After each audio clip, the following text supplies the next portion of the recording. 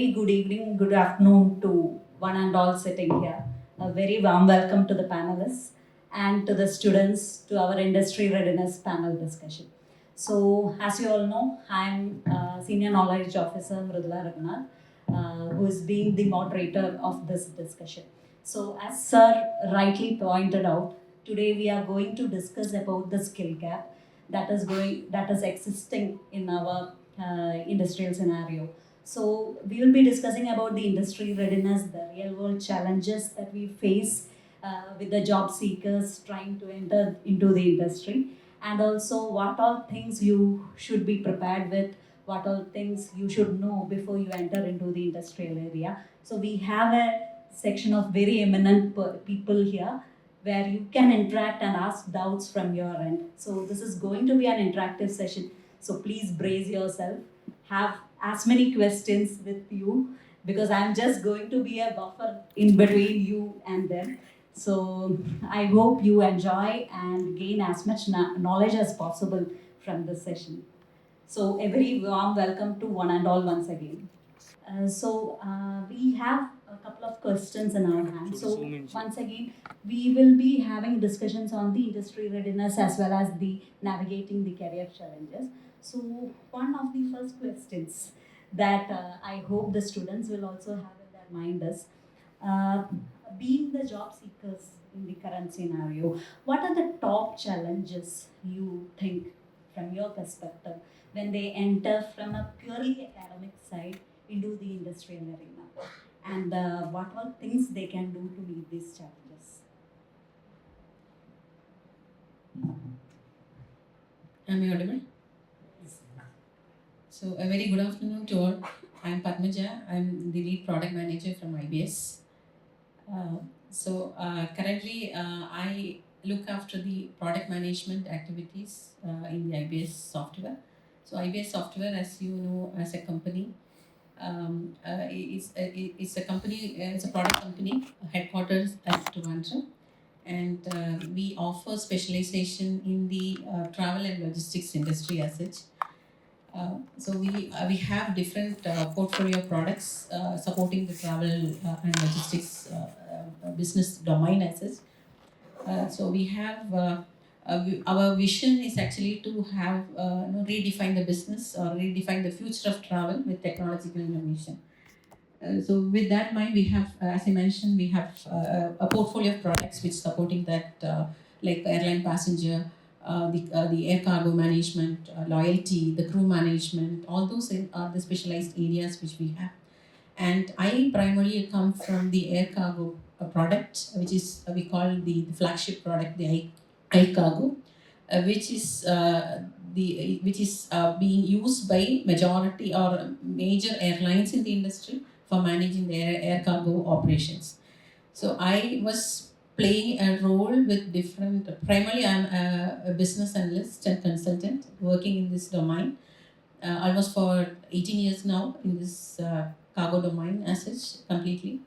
And I had an opportunity to have a lot of interactions with the airlines for managing their business transformation or their business innovation using technology as the background.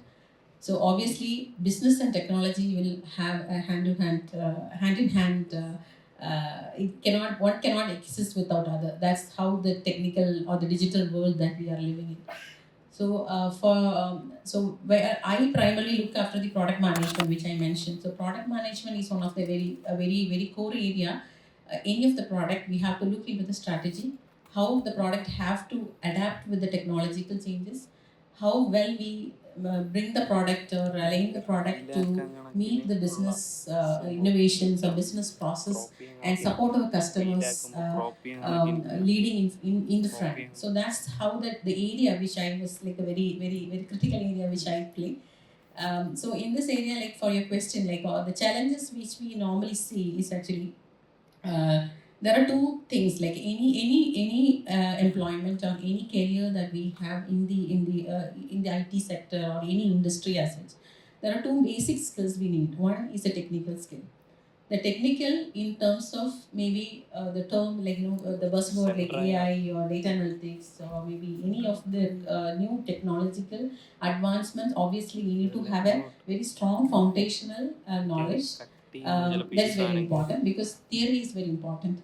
So theoretical framework will guide you or will give you an understanding of how practically we have to approach that. What are the possible things that we have to have from, and a very strong foundation will be obtained from that area. You asked me about that. So what we see normally is actually some people will have a very strong foundation, but the problem they will fail or they will struggle when they are put into a practical problem solving or practical taking up some problems. So they will just panic or got panic with that obstacles they come in, because finding a problem is easy, but how to solve that problem requires a lot of thoughts or things that you have understood from that theoretical knowledge, and how do you apply back to solving that is very important. That's one of the core area which I see we normally having a struggle and challenge always. And it cannot even be, you can train with the foundations, strong business frameworks, technical framework, everything. But how do you apply based on your experience and expertise? That's very important. Thank you, ma'am. That was quite insightful from her. Ma'am, coming to that, Yeah. I get you. Like they are coming. I mean, whoever the students who are sitting here, they're coming from very different backgrounds. Like some are from physics background, some from engineering, and some from computer science, some from electronics. So the area that you have expertise in, that is product management, that actually aligns to a very different domain. Yes. Okay, so people from such different, very different backgrounds, how can they cope up with this? I mean, how easier will be it will be for them to change to this scenario or domain? Like they need to be prepared with something. They should have some knowledge or basic knowledge about the product management and all. So, what do you think is the first thing that they should, if they are planning a career in product management? Okay. So actually, there is no shortcut. First of all, so it's the journey is very long. First of all, so if you ask me my personal experience, I joined IBS as a business analyst. So business analyst personally is a kind of a business doctor who diagnose the problem with the customer, understand the problem, try to provide solutions. That's a basic definition of business analyst. If you just ask me. From that business analysis, obviously we will get into I joined IBS and without any kind of a prior cargo domain experience. So yeah, so cargo domain as an any domain in my personal view, you will have when you join a company, obviously there will be a knowledge. A KT or maybe there is a proper domain training will be providing. So that will you if you ask me like whether that is that will it actually equip us to completely understood the domain? No, practically no, because that will give you an idea how to and what are the things, the basic insights about that domain. But after when you start interacting with the customers or when you start practicing it, definitely, and based on the industry awareness or industry connects and trends, you will get to know into the details of it. So from there, so that kind of an analytical or basic skills, if you have, managing a product is not a problem. And because irrespective of any domain, the product management basically looks after the how you align the product goals, how you plan the product, how you equip the product with advancement in technology, what kind of value adds we have to bring into the product. So those kind of things, maybe with all those your practice and experience will definitely come in. Along with that, there is a process or some framework which you have to follow in your product management. Say for example, how do you manage the product backlog? How do you prioritize your requirements? How do you, so those kind of things will have lot of technical training associated with that, or frameworks associated that. With all these things, as I mentioned, it will definitely help us to improve in the product domain as a product specialist in that area. Thanks a lot, ma'am. Okay, and moving on to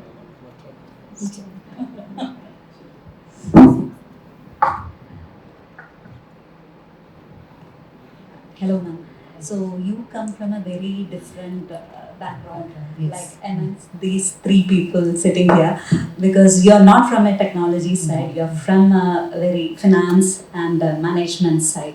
So according to you, what are the quality or the skills that you value most in a candidate, other than the whatever they have learned on the academic front?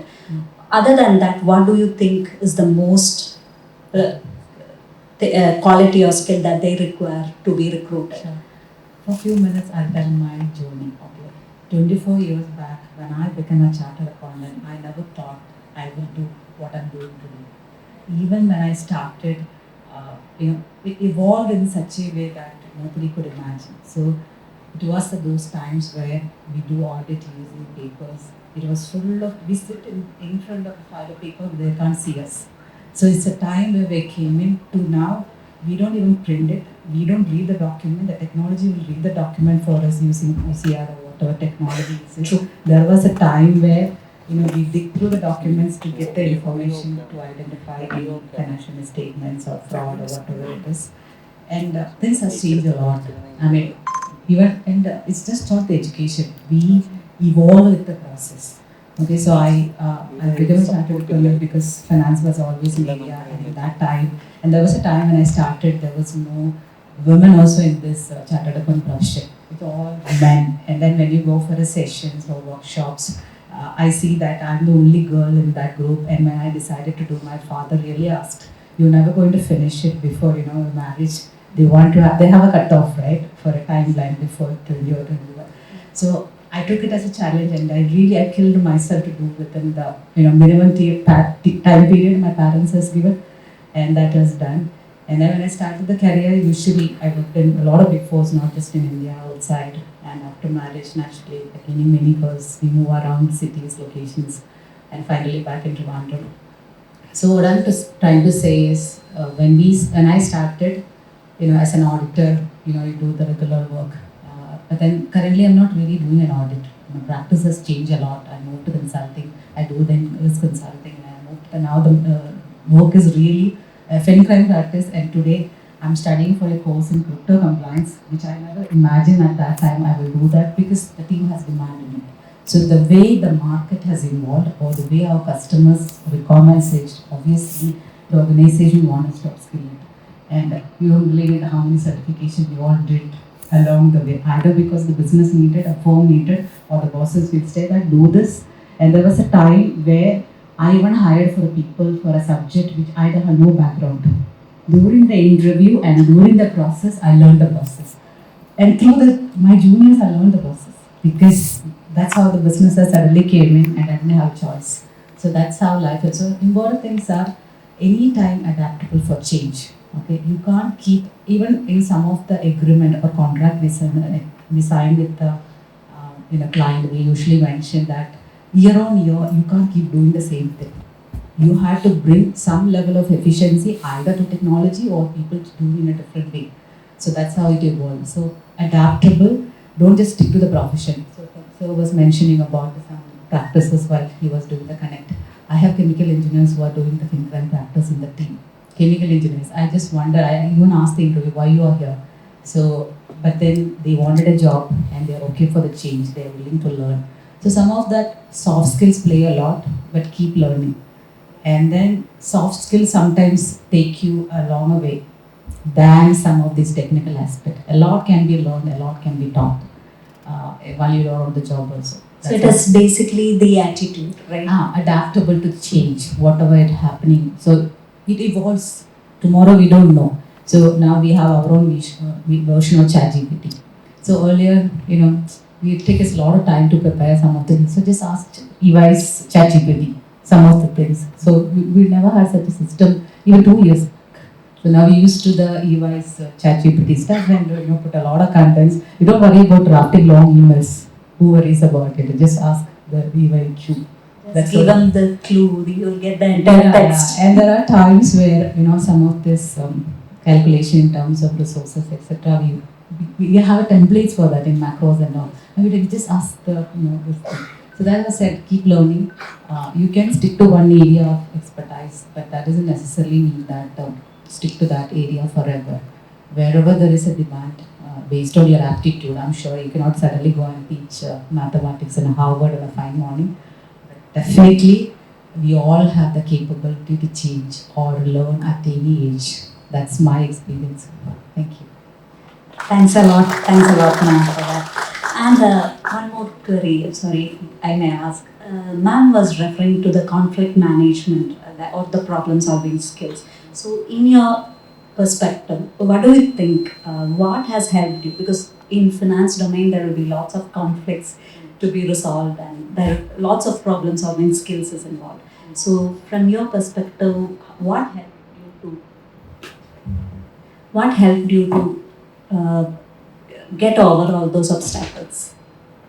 From the process side or from the people side? From the process side. Process side. So there is always a continuous learning in the team. Okay, people ask to upskill or reskill based on whatever is demanded. So as I said earlier, we are not even allowed to print now. Okay, earlier we used to print it and do it. So the problem solving comes from every time with the change, and the change management culture is set in the team, even with the new people coming in. So when the people come from outside or somebody coming after, they feel the difference. Once you are in the system goes on, right? We are all aligned, and suddenly you don't want to change. But then, I mean, some flow out of the system if they can't adapt to the thing. But then, continuous learning and reskilling, upskilling has always helped with various problems. Yeah. And from the people's perspective, everyone is different. We all born different, raised differently, different cultures, different parents, different education. But then that adaptability or acceptance to anyone. So even in the team, you see people, even our clients are different, right? The clients are from all over the world, from anywhere. So to adopt or accommodate with any of the people, and now we generally say as a joke, okay? So it's not, it's way different from, and I have a college going girl, my elder one. So I tell her as a joke, I said, I can't imagine hiring you in my team because she's not that dedicated or committed the way I am to my work. Okay, she sees, okay, you're too much with the system and your life is all around job, travel around. I think I spend a lot of time away from them. So maybe seeing that, she's not attached. She said, I'll never do your job. So I said, I don't hire you in my team also. Because after there will be conflict. But then that's how their generation is different. And I see her friends from when they come home and they spend time with us. I see them and I feel like their approach to work, their approach to, even economically, we are advanced a lot more compared to the time we are in. So their need to make money also way different than the time we came in. So people-wise, it's a different challenge altogether. So it's 11 years I've been with EY. Even that period, I could see the new people. They don't believe in getting. So, for example, we have if you work on a shift, you will have a shift allowance, many other things. They don't need it. They want the work-life balance. They want to knock on door, and they want the growth faster than the time we came in. They just suddenly want to be a manager. So their aspirations are way different than we are all so respectable or different approach to our bosses, but then the new generation is very different. Yeah, thank you. But you have to handle it in a different approach. Okay, you can't have the same approach we approach the work. Yeah. Even the big giants, Google and Microsoft. I know, a lot of names. Sometimes I don't even understand their English. Okay, that's how different we are. That's so true. Any questions at this point? That was a very interesting thing that she just shared. It is a direct hit on you guys. Anything to ask at this point? No, we have a detailed Q&A session, but yet. Okay, fine. They are being very polite at this point. I'm going. Yes. You were talking about technology. Yeah. Sure. Hi, ma'am. I'm Jyoti. I'm a data science student. So you were talking about women in technology. So sometimes in our careers, due to family matters, we have to take a break. If we re-enter the technical field, what are the challenges that we face and how can we overcome? Can you give some suggestions? So actually, EY and I don't know university or your company have a career break women program. We have even taken woman who took a 20-year break. So again, that's your willingness to learn and upskill yourself. So this program is with the ICT, right? The career break program. Yes. So we have 100 plus resources hired from the career break, and they are actually hired for technology risk consulting team, which is not very simple or it's need additional skills and all. So they worked along with the EY team in Trivandrum, who has worked with the ICT also. I think ASAP and ICT, that's something. I don't know exactly what have been Vinu's work behind this. They worked for a course, ICT helped them to upskill, and then EY will interview from the attitude or approach perspective. The rest can be taught. They will help with some level of learning, etc. But they were actually doing very good compared to some of the other folks. It's in the system. So we have an incredible experience, and they were planning to expand it further. And we tell the stories across India so that they wanted to replicate in Bangalore and other locations, because this has been turned out to be very successful. So to answer your question, understand what is your real domain and learn about it and upskill yourself what is the trending one. If you want to get a certification in Gen then do that. So that tomorrow, if you get a job in that, career break is not a thing. We all need to spend time for our kids. That's why we want. Okay, thank you. Anyone else? I'm Shana, and I was having a career break of around 2 years. And previously I was working as a data scientist, but after that I would like to know, like, when you hire someone with a career break, other than the technology or the technical field, what do you expect from that candidate when you hire? 2 years is not a break when you see from a bigger perspective. Okay, so it's been a long journey. You have got to go a long way. Okay, so it doesn't make. Other than technical skills, you may have. So, for example, I know this person who took a 20-year break, and at her 40s, she's coming back to work. So somehow, some platform we met her. Very different. She was all alone at home once her kids left her. Okay, so you can imagine, right? And she's maybe, I don't know. She, all her, the grade she was hired into might be very junior grade, and all her people around her are very juniors. So she will be feeling awkward, right? But you know how to feel. You're still young, and a 2-year break is not a big break. So just adaptable to it. You might feel a bit different. The juniors who come in along with you might be juniors. So it's just that you need to adapt to the situation. Suddenly coming back to work after 2 years might be, may feel a bit. And suddenly morning till evening at work, you may feel a bit out of place. Like we return from maternity. Okay. Suddenly, you don't feel like different. But then just adaptable to that, get along with the people, and then interacting with the people and the team management. People interaction skills are very important in our life, as a consultant. And I've seen a lot. And we generally say, ma'am has a product to sell. We sell people. Okay, we sell people. So we have to be so people. So yesterday I was in Kochi with my team. So when I sent the photos. My husband went there just to have a lunch. No, just to have a lunch with my team to spend a day. So that's how life is. Life is all about people. So interact with the people, become a great people leaders, and that can take you a long way. So that's why the leaders here are sitting are great people and leaders also. Thank you. Did I answer your question? No. Okay. Mine was not that. When you hire, what do you expect from a candidate? Like how they should be after career break? What do you expect? Other than the technical field? Expectation is all based on the interview, your aptitude to the interview, whether you fit for the role we are looking into.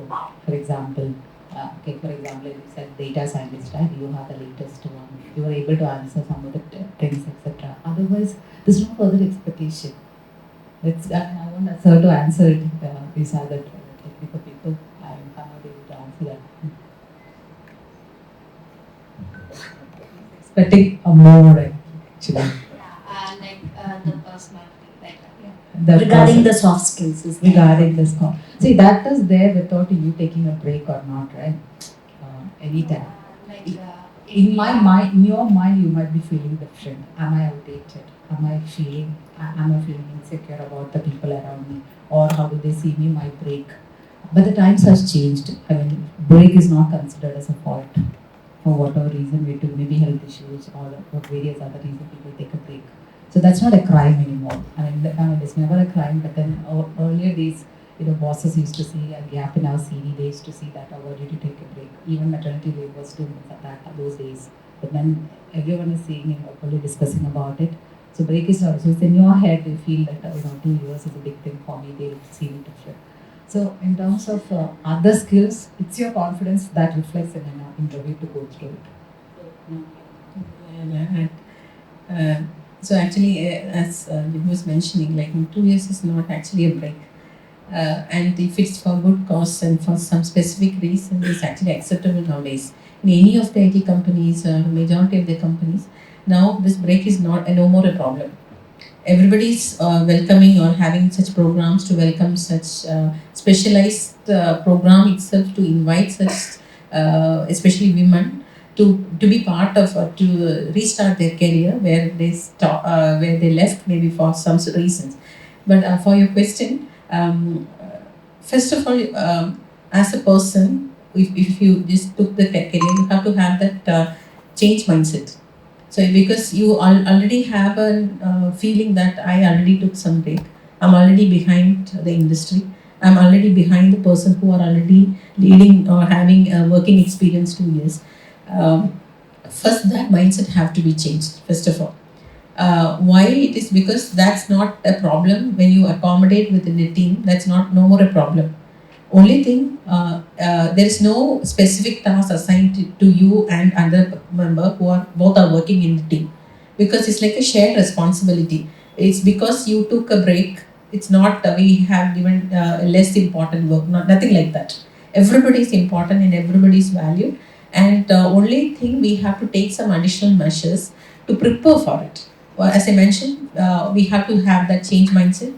The second is actually you have to equip and to have an awareness about the industry trends, because you already have a 2 years gap or an information gap. So if you could bridge that gap based on some trainings or some industry watch or understanding, I think it's no more a problem. So other than that, we as a company, when we just recruit or somebody, we don't see or label somebody to have 2 years gap, we have to treat it differently. Nothing like that. Everybody is treated equally, and we respect the people.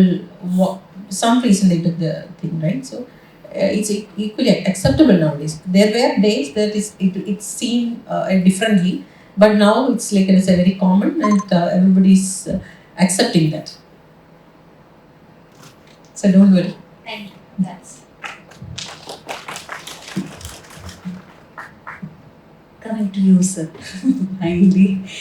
So we talked about the conflict management, the problem solving skills and all those. So according to you, from your 30 plus years of experience, what do you think are the specific traits or skills beyond the academic qualifications that these job seekers need in this current scenario for getting recruited into IT firm? I look at the career as something that you're taking baby steps, right? Have you ever watched babies? Have you watched how babies learn? What do they do?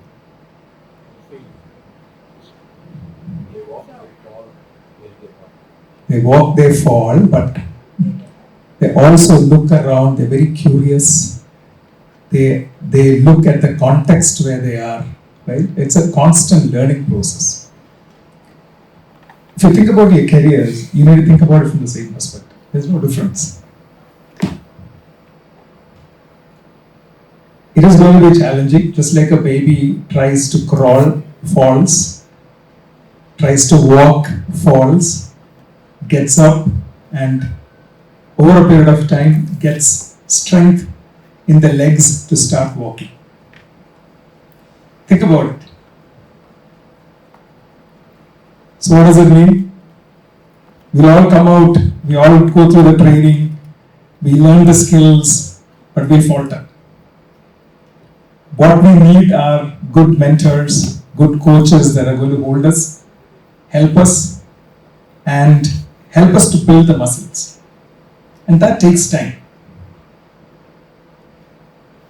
Jebi was talking about the fact that this generation wants to go up the career ladder extremely fast. There's nothing wrong with it. But the challenge is, if your legs don't have the muscles, what happens? We'll all fall. Right? So you need to build the muscles. And building the muscles takes time. It's not the skills that take time, it's building the muscles that take time, right? If you look at what each person said so far, adaptability. Nothing in this world is constant. Right? It's a cliche. Everybody talks about it, right? The only thing that changes is change. But are we ready for it? Knowing it is very easy. The question is, am I ready for it? What does that mean? Am I willing to change constantly? And that takes time, that takes effort, that takes a lot of commitment from our side. That's not easy. Like I was saying that I have 30 years of experience, right? What I've learned is, I started with C. In fact, I did hardware engineering for a long time. Then I moved into software, did system software, moved again into business software. I'm an architect, enterprise architect today. It's constantly evolving, right? Being adaptable is one, the second is learnability. You have to keep learning. There is no choice. Technology is changing so fast. So earlier, if you look at it, it took at least about 5 years, 10 years for something to become mainstream. In fact, as I was coming into this room, I was just thinking that way back in 98 or 99, I took a session here. I was doing hardware then. I took a session here saying USB is going to be the next future. It was my first kind of a mini conference in this room, telling people that USB is going to change the way communication is going to occur and how peripherals are going to get connected. If you can think about a time when we used to connect mouses with what is called as PS2s or serial ports and things like that, that was the age that I grew up in, which is very different, right? And USB-A spec had just come out, and I had given a session to my colleagues in my earlier company saying, hey, USB is going to change everything that we know about how a peripheral is going to get connected. Today we have USB-A, USB 2.0, you have 3.0, you have USB-C, if you know Thunderbolt. So technology is keeping on changing. We don't have a choice. We will adapt with it. But like I said, the question is, can we internalize it? And what does internalizing mean, right? One is obviously you have to keep learning, and we also need to apply. At this age, nobody expects me to code, but I still code every day just because I need to know what is happening. Because my work involves talking to customers on a daily basis. And I have to know what I'm talking about or what my team is talking about, and therefore I need to know what is there out there. So it's not about, if I've got a skill and I'm okay with it, I'm good at the skill, will only get us so far, right? Everything else around it kind of helps in taking that next step.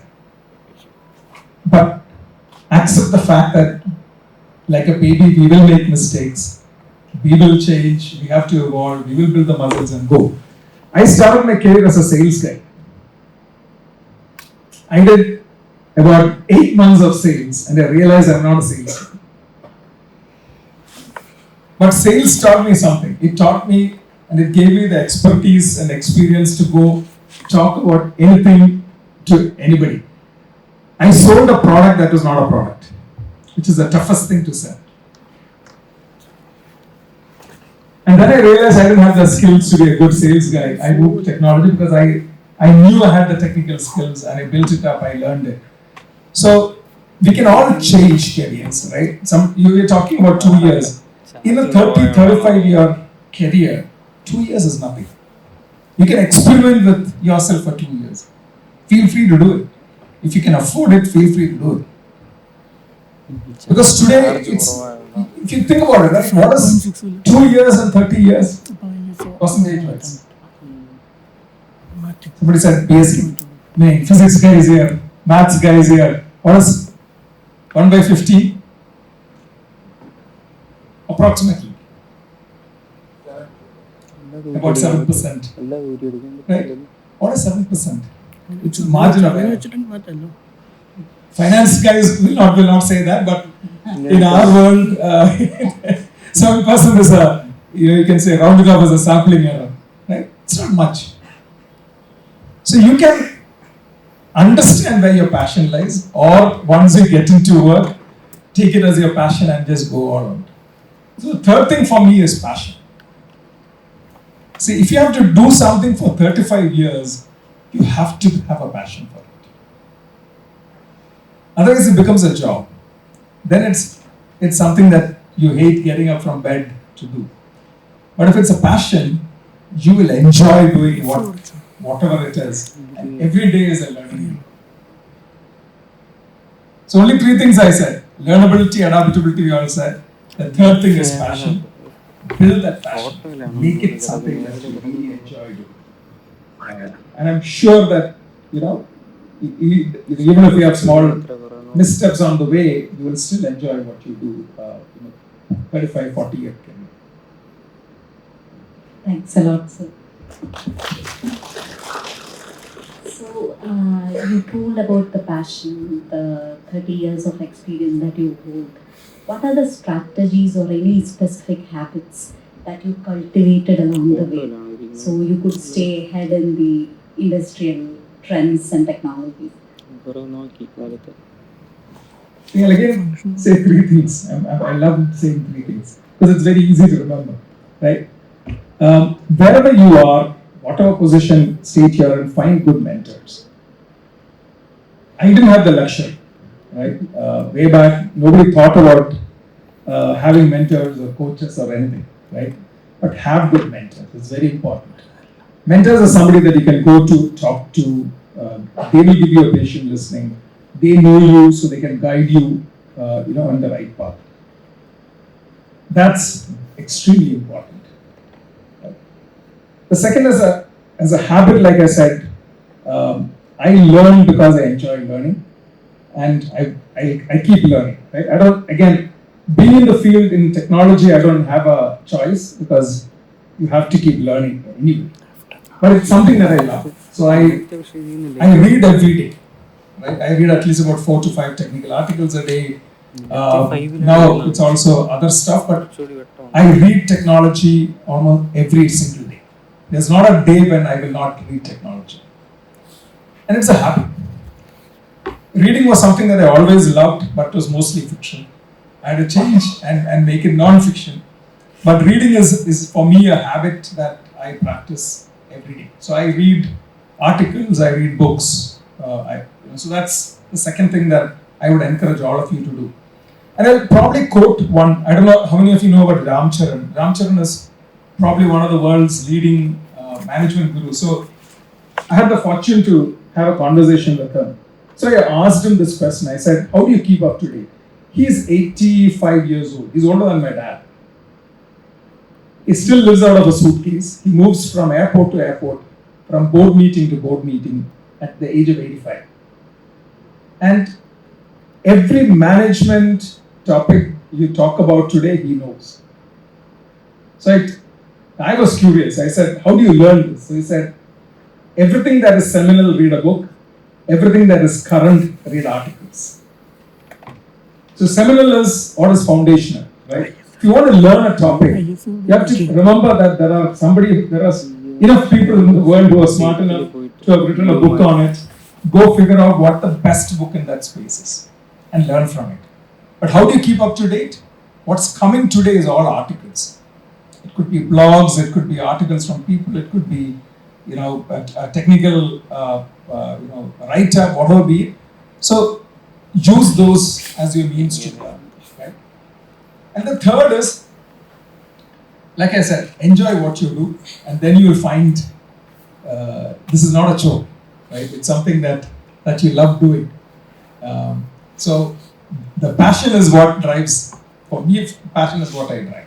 It drives, right? And like I said, I have conversations with customers, right? So something that I've realized is technical skills are very easy to build. Soft skills take a long time, right? So even if your technical skills are very solid today, make it a point to start doing and learning your soft skills and building your soft skills, because English is not our first language. So it takes time to learn, it takes time to articulate, it takes time to put things in order, structure and so on. That takes a lot of effort. And as Padmaja was saying, see, it can become a detrimental, it can become a detriment to you when you grow beyond a certain point. Today it might not matter. I hire people, I don't check whether they can speak English. In fact, my interviews, half of them are in pure Malayalam. If you're comfortable with Malayalam, I'll ask you in Malayalam. If you're comfortable with Hindi, I'll ask you in Hindi. I don't have a problem. But 10 years from now, I want you to speak English very well. Right? Because then you're going to stand in front of a customer and speak. Then you better have the ability to speak well, articulate, put your thoughts in order and structure. So that is the other element that I'll say is a parallel track that I think all of us needs to build, because it takes a lot of time, it takes a lot of effort. Because that is not going to come easy, because that is not our first language. Unless you're lucky to have, been born and brought up outside India or studied in schools outside India where English was the medium. For most of us, that is not the way it is. So it takes a lot of time and effort. And willingness to put that time and effort is going to become a difference. As leaders, you're going to need to be able to talk to your counterparts, wherever they are in the world. And English is typically the medium of language. So that's what. Thanks a lot, sir. Any questions at this point? Yes, Anu. Good evening, sir. My name is Anu, and I would ask you if you were 22 or 23 again, what would you have done differently? And given circumstances now, as companies are recruiting less year by year, just wanted your opinion. See, when I graduated, there was no jobs. So just we had to go find jobs, right? Because and I studied in probably one of the best colleges in Kerala. They still didn't have jobs, because when I was graduating as an electronics graduate, there wasn't a lot of jobs available in the electronic space. So you had to, prepare yourself to go figure out and find a job. Having said that, you have to remember that companies have only reduced their intake. They haven't stopped their intake at all, right? Companies are still hiring. Therefore, the question is, how can you be the one person that they hire versus everybody else that is there? So you need to look at what your skills are, what you think will help you to show yourself in the best fashion possible that somebody will recruit you. And today people are not looking at, like all of us said, it's not purely your technology, right? It's your ability to work in a team. Do you have skills outside of work that show that you are a well-rounded person, not just a single unidimensional person? Because the world is looking for very multidimensional people. If you look at what Padmaja was talking about, she's a business analyst, she's a product manager, she knows the business. Now think of it as different facets. Right? Jebi said the same thing, right? Chartered accountant by trade, but today there's a lot of facets to that work. So people are looking for multidimensional people. Unidimensional is almost like it's a goner, right? Second is, even if you look at technology, fungible skill sets are extremely important. If you look at full stack, but if you really look at full stack and look at a full stack application, how do you apply full stack? You need to understand requirements. Without understanding requirements, you cannot write code, right? Code is only one aspect. You need to be able to architect. You need to be able to debug, problem solving. You need to be able to critically analyze. You need to be able to write test cases. You need to be able to write CI/CD your continuous integration and deployment. So it's a multiple set of skill sets that you ultimately will need when you do your job. You can't have everything today, and it's a given, right? But as you get in, if you're very unidimensional, what happens is, I will only do this work and nothing else. Today, the workforce cannot afford that. Right? The workforce needs people who are willing to say that, I will learn and I will learn whatever you throw at me, I will learn by myself or through trainings and I will apply. Right? So think about it that way. Right? If you are a product that is being sold, that you're trying to sell, what is the features of the product that you would want to put forward that will make others buy?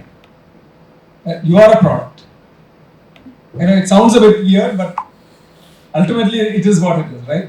How do you stand out to get hired? I hope I answered your question. Yes, sir. Thank you. So moving on to you, ma'am. Are there any specific trends or sectors in IT that you see booming in the next 5 to 10 years? Obviously, am I audible? Yes. So obviously, it's the AI revolution happening every field, every industry as it. So IT is not different. So data analytics, AI, the machine learning, all those technologies are actually a kind of a buzzword. And if you ask me, it's not the AI as such, but there are a lot of variants like Gen AI or agentic AI or human machine hybrid computing. So those kind of different variations of technological advancements will definitely will revolutionize the complete industry as such, including the IT. Okay, thanks on to that. Like Sir pointed out that constant reading and upskilling is a necessity. Like he either goes to the books or for the articles. So Gen Z do have a big problem in reading books. Okay, so what would be that one alternative that you would suggest? Actually, learning and training definitely cannot be removed from any career. If you want to grow, definitely you need to be up to date, upskill yourself. You need to be aware of what is happening across the world and what kind of revolutions it can bring us. Because this change can even it can happen maybe 5 years down the line. We need to be equipped enough to take up those changes. So definitely that learning and reading cannot be taken away. But I also love reading books always. So but now the new generation we live in a digital world. Obviously, there are a lot of platforms that we have access at any point of time, unless you go to a library, fetch a book. And instead of that, even with a mobile application or any kind of a smart device everybody is having, we have access to information across the world. Exactly. So definitely, we need to have a keen watch about a passion, as Varghese is mentioning. We need to have a passion. We need to identify what is the technology or what is that thing that we are more interested in. Obviously, if we are more interested in, we will definitely find time to learn, understand things. So it's like that will definitely articulating to our passion, getting up to date. So it's not like Gen Z is not. They have more accessibility, I would say, than to anybody lots of else. resources. Yes. When I was there, I had to go to. I still say to my daughter. So when I did my engineering, we don't have much. Even I don't have an access to internet. We used to go to library. So I'm talking about 2002 that time. So we don't have access. We just go to the library. We took photocopies from there. We start learning from there. But now, even if you want something, there is ChatGPT. There is a lot of access, other resources. You can even without having any kind of difficulties, the information is on your hand. So it's actually not the accessibility is not the issue. It's up to the person who wants to learn, upskill, and to find time to keep watch of that. We watch on that, keep us up to date. That's very important. Thanks a lot, ma'am. Thanks a lot. So to you, ma'am. So since from a non-IT background, so from your perspective, how important are our soft skills like communication, adaptability, which everybody mentioned, and teamwork for fresh graduates, and what can they do to develop these? I mean, it's highly essential in this scenario. So Those starts during the school days, right? You one or two folks in this class only become a prefect, or you can see that people coming in. So I just want to add one point to the earlier question about the purpose you were asking. Like, I mean, some of them we realize later point in the life once you hit 40 and above. I realize that. So guys, life is not just about that one career. Okay, you need to stick to a career, learn something. But you need to have, there is a Japanese principle, Aikikai, I don't know how many. yes. You need to find a purpose and passion. But when I lived abroad, what I noticed in many of the kids, how different are there in Indian students. They all have a passion outside work. Okay, so for example, it could be an art, it could be sport. Everyone play one form of a sport, something or other. That keeps us, as I was mentioning about reading, which is good for your brain muscle. The same way physical muscle also has to happen, and a lot of them, and that takes us a long way. Okay, so I just want to add on that. And to answer your question on adaptability, what is it? Sorry. Yes. How important are our soft Very skills? much. I mean, as a kid itself, we can see everyone is different, right? Sometimes in the class, you are asking, only few of them are. Everyone will have a question in their mind, for sure. Okay, Yes. if I meet them, everyone in a Stand up and ask. or they may come and they are okay to ask individually. So Yes. everyone, but only very folks, few of them. No, I don't want to point out anything. But then that's basic or inherent in us. Either because our parents are like that, or because in the school we went, I've been to a very small school where at that time we were even scared to we wouldn't even hide whether they will ask a question to us. We would sit in a way that they don't find us. Yes. Okay, so those were the stages we all went through. Now, if I go to a room, I'm the one making noise. So how did I evolve with that, of course? So it's all leadership skills, that communication, as I mentioned, confidence, that has to be there to survive and thrive in any profession. Yeah, when you start a career, so even in our profession also, when you start your career, you might be doing your own work, just to do it. But then when you go up the ladder, or when you do different things, client, discussion with the client, negotiation with the client in terms of the price or the deals, Yes. or even a lot of our people in the team or in the organization, they even deal or bid for the events happening across the globe. So how does it happen? Right, you are bidding for a deal which is happening abroad, and you're competing with the other countries and things like that. So how does it happen? How did a kid grow up here, or just a junior came along with this, can go and do that? It's all that skills and the confidence and increase your knowledge and the field, etc. So you become more and more confident to talk in any platform. You should be the pro in your profession, one area, one subject, but then become an expert in it. So you get that confidence. Right? Both of them are big leaders. I'm not actually. but that takes a long way. You need to have that confidence and know the subject well and keep upgrading. We have a catchy phrase, upskill, reskill. Every day we say, every KPI blindly copy paste, reskill, upskill. What you do doesn't matter, but reskill or upskill. So we can, So that's why even in the team also, people apply jobs in the IGPs, internal job posting, because sometimes they get bored. Same work, same process every day, they get bored. So they're all around within the company itself, so that at least they get to change from the old boss to a new boss, or they get to change from the process, they can learn a different stuff. It's all happening because they're learning on the way. Okay. Thank you, Sorry, first. Yeah, thanks a lot, ma'am. So one more question, it's an open-ended question. It is for three of you. Like you mentioned about we are in a situation or current scenario explores a lot about the Gen AI tools, right? Even we offer lots of courses regarding the prompt engineering and all those stuff. So are they being properly utilized? Like when I ask, I'm teaching full stack as of now.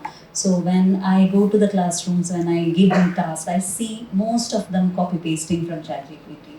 even though repeated reminders saying that you have to understand the code and then go for the Gen AI. So what's your take on it, each one of you? How will you ask them to adapt to such a situation? Yeah, sir can answer that question.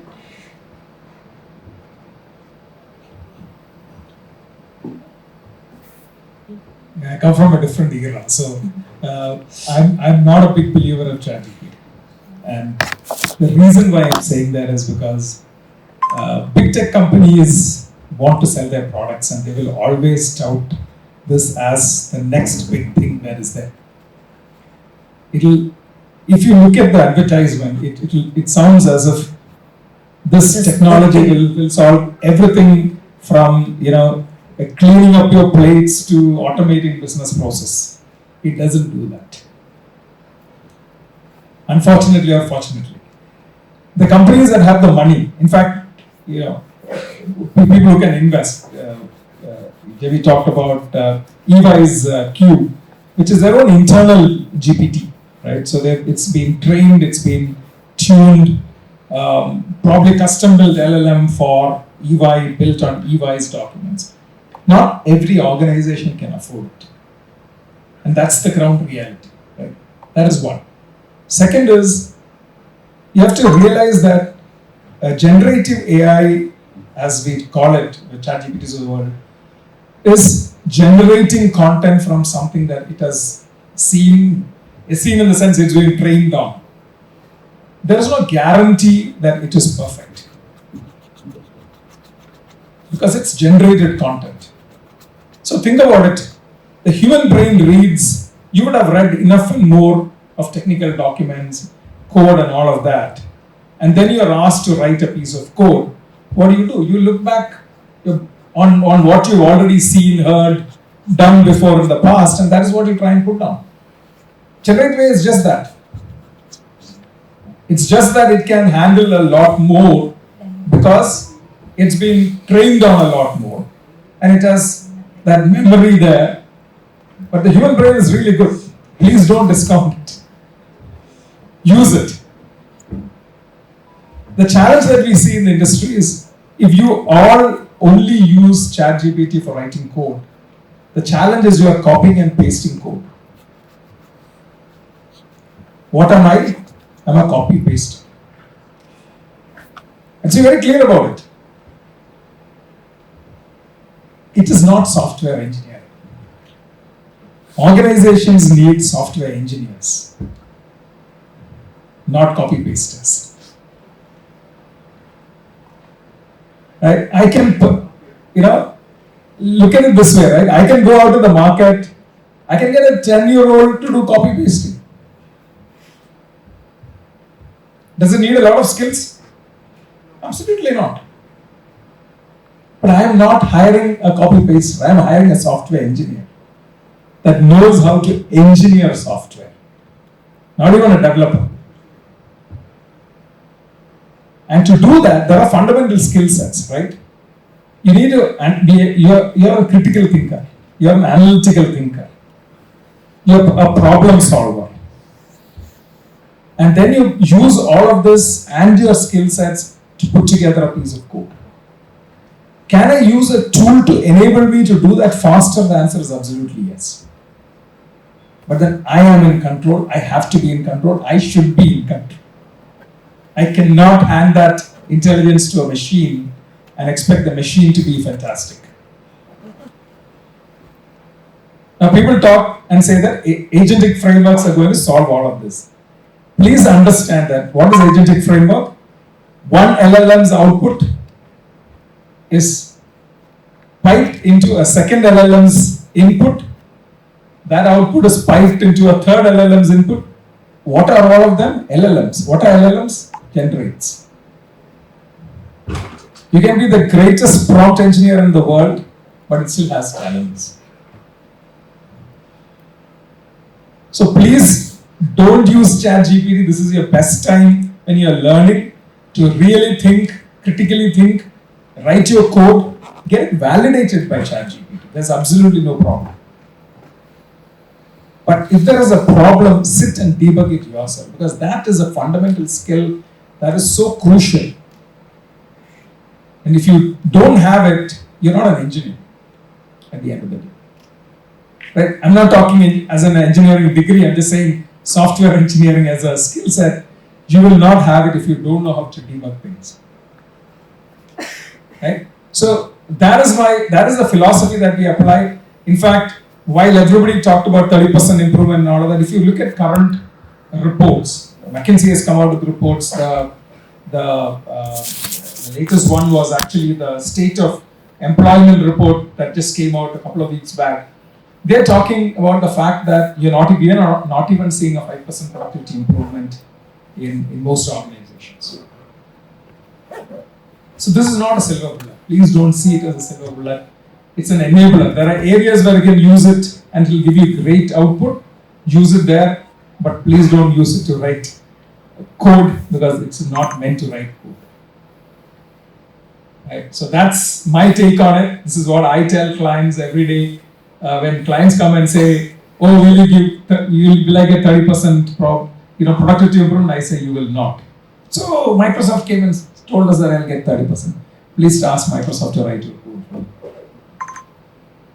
Right? Because it will not. Maybe 20 years from now, maybe yes. So if you still want to be relevant, right, you need to be able to write good code, debug code, understand requirements and be able to write code. Those are fundamental things that a ChatGPT might not be able to do. Agentic frameworks will help, but it's not going to solve. It needs the human brain is fantastic. Please don't abuse it by giving the job over to a machine, please. This can be only used as an enabler, not just in software, any practice. It can bring some efficiency or time saving in terms of. So a couple of years back, my father-in-law had a surgery. So it was done by robotics. So we were able to watch from outside. Okay, you can see it from the outside. The robot was doing the stitching and everything. Even the surgery doctor was sitting in the machine. So in any practice, even for the doctor, but the doctor's intelligence is playing around still, right? He's the one making decision. He's the one controlling that RPA, stuff like that. So same applies to all of us. We have been told to use these kind of things to enable it, but there are a lot of decision making needed on a timely basis, which need our intervention or that too on a timely basis. Without a doctor sitting in the room, we may not be comfortable to send that into the operation theatre and watching that is stitching, but it's moving. But the doctor is playing with in the corner. The doctor is then that is lying down and this machine is doing it. So it's good to see the progress that is in coaching master. It's good to see the progress that's happening, but can't you need the doctor, right? You can't work along without the doctor. So that applies to every factor. Even we have been trained accordingly. When the US when I came in, we have been trained or we have been engaged to use it every minute at my moment offer. It will be full of AI invites. Which one to read, which one to listen, I have no idea, and I get overwhelmed with the comments. And never it's beyond the point. But then we had to tell them how much you have used it. So that's part of the survival and survival. I also have the same view as Varghese was mentioning. So there are in this digital world, as I was referring to earlier, we have been blessed with too many technical support or technical enablers for doing the things in a very short and very quick manner. But behind everything, like as I was mentioning, my background is always in a customer experience or business analysis, problem solving, identifying the right solutions. So those kind of things, it requires a human brain to understand, diagnose actually what is the exact problem, how do we propose some solutions. It could be multiple, which is the best, and those kind of things is actually cannot be completely automated. Some of the skills can have these kind of skills have definitely human intervention is always required. Okay, even we can depend upon such technological platforms to use it as a supportive mechanism or enable decision making support. This can actually enable the way that we do that things can actually improve upon. So that's how I personally felt this could be like kind of an enabling and supporting mechanism. For example, in our product, like we do a predictive analytics. Okay. So we will do a predictive analytics, like what will happen in the month of March, upfront in Jan, and based upon that how the demand is going to be. For example, how the cargo demand is going to be. So based upon that, we are initiating strategies now, which cannot anyway be automated. You can depend upon that information. This is how the trend is going to be. This is how these are all supporting mechanisms by using of such kind of a technological advancements, and we make use as an input for our decision making. So if we can use such a way that if we can use it and adapt to that, any kind of a decision making or a business process modeling, definitely it will help. Other than if you depend completely on that, we will also get lost. We will soon lose all our analytical problem solving skills and everything. We have always have to depend upon that platforms, but it's not.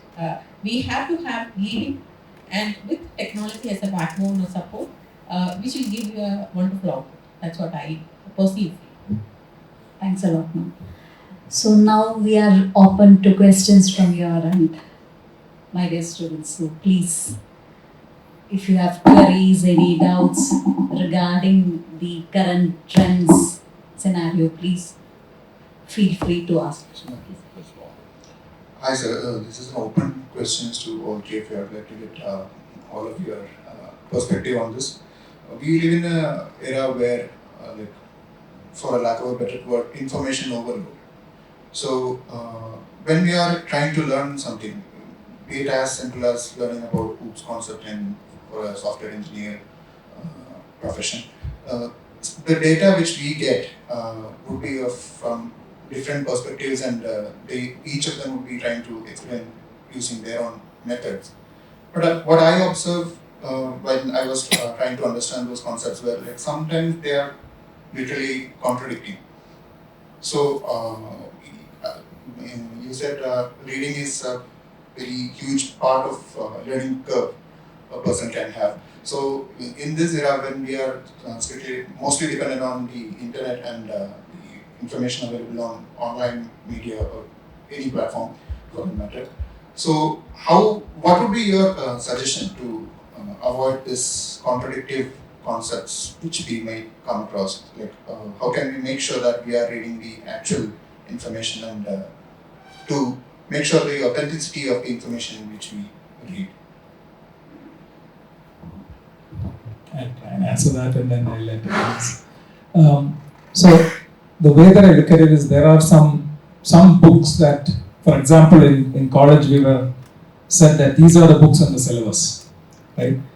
So in every topic, if you look at it, there are some of those books that are what is called as the Bibles of that, of that topic. So it's subject, right? It's important to kind of look at those books, because those books give you probably the right perspective, right? So that's one part of it. Second is, now one of the biggest challenges that you see, especially in articles, and the reason I'm coming to that is, everybody is an author because ChatGPT helps you to write an article, right? If you look at most technical sites, you'll find the hardcore engineer saying, this is yet another ChatGPT article, right?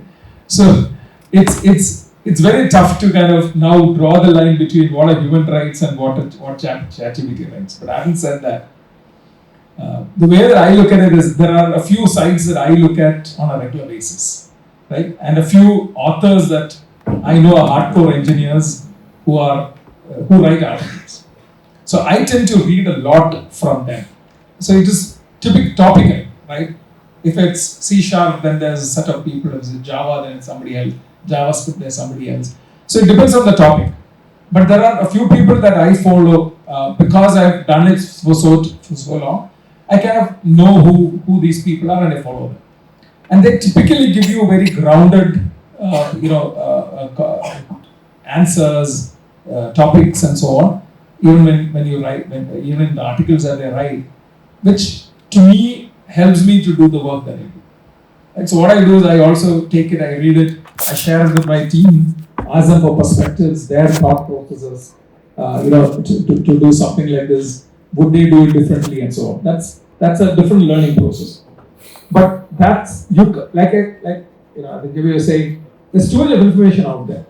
So you need to probably take the ones that you think are most appropriate for you and just follow those. Learning is as you keep on learning, you'll find different avenues. People will recommend certain things, right? If you follow certain people, they will recommend certain other articles or authors to kind of look at, maybe videos to look at.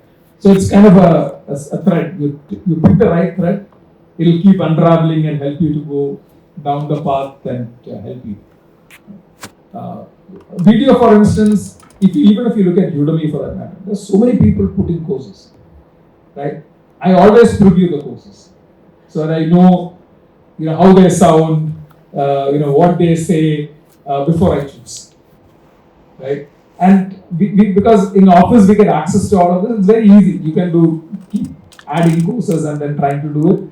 But the challenge is, obviously, all of us are limited time, right? So picking some of those help you to kind of make sure that the courses are good, right? That they teach the concepts really well. They go from the ground up and they help you to do it well.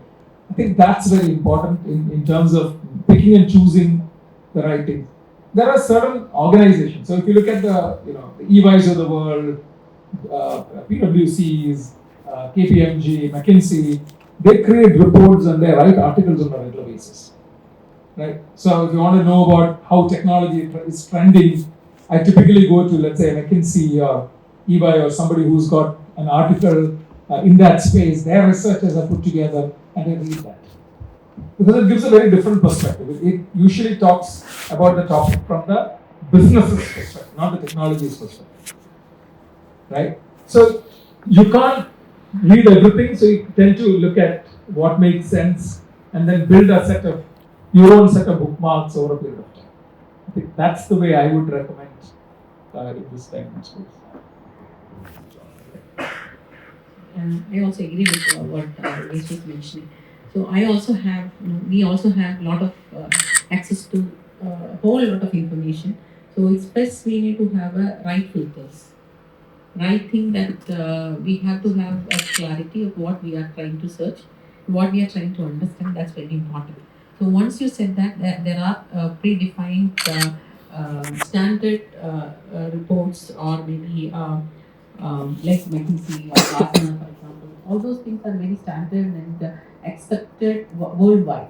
So if you can refer such an authenticated websites, authors or articles, definitely that you can still have that right perspectives coming up and reading and avoiding such contradicting views between authors. So quantitative views means it could even be different perspectives. Same thing, say myself and Varghese says the same thing. We have two different perspectives. It cannot be eliminated somehow. But it is up to us to have that right materials or right information being accessed based upon the need of what we are looking for. And always by gradually, when you start looking and filtering out all those such kind of things, you will have a clear and focused set of access to authors or materials where you will always depend upon.